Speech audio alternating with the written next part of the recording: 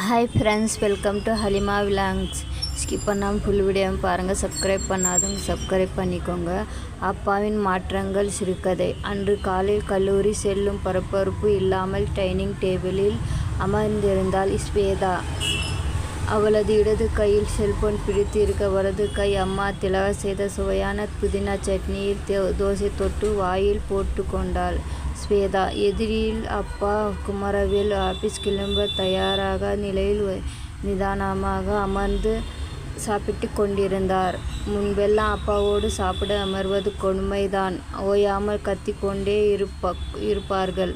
சமையலறையில் இருக்கும் அம்மாவிடம், அல்லது என்னடி உப்பு ஓவராக போட்டிருக்கே, என்ன சாம்பார் இது, கேவலமாக இருக்குது, தண்ணியில் ஏதோ மிதக்குது பாரு, 2 தோசை சுட்டு எடுக்கிறதுக்கு எவ்வளோ நேரம் பண்ணுவே, சட்டை கண்டு ரிங் மாஸ்டர் பயந்து பதுங்கும் புலி குட்டி போல தான் ஒதுங்கி போய் உட்கார்ந்து சாப்பிட வேண்டும். அதை இப்போது நினைத்து கொண்டாள் ஸ்வேதா. அம்மாவை ஓயாமல் அதற்றும் அப்பா. சமையல் அறை பற்றி ஒரு வார்த்தை பாராட்டி கேட்டதில்லை. இத்தனைக்கும் அம்மா மிக சுவையாக தான் சமைக்கிறாள்.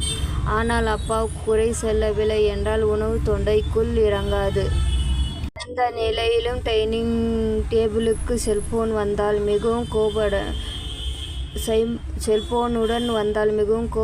கோபமடைந்து கத்துவார்.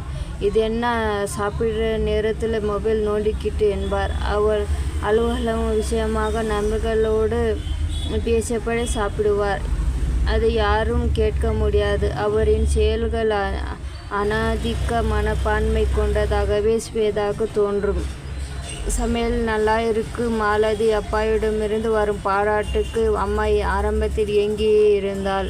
இப்போது எந்த எதிர்பார்ப்பும் இல்லை. இயந்திரம் போல் சமைப்பது. உணவுடன் எதற்கெடுத்தாலும் கத்திக்கொண்டே இருக்கும் அப்பாவிற்கு எதற்காக மாற்றம் வருகிறது? அருமையாக இருக்குது ஃப்ரெண்ட்ஸ். பாருங்கள், கதை இன்னும் இருக்குது, பெரிய கதை. தேங்க்யூ ஃபார் வாட்சிங். ஃபுல் வீடியோவும் பாருங்கள், சப்போர்ட் பண்ணுங்கள்.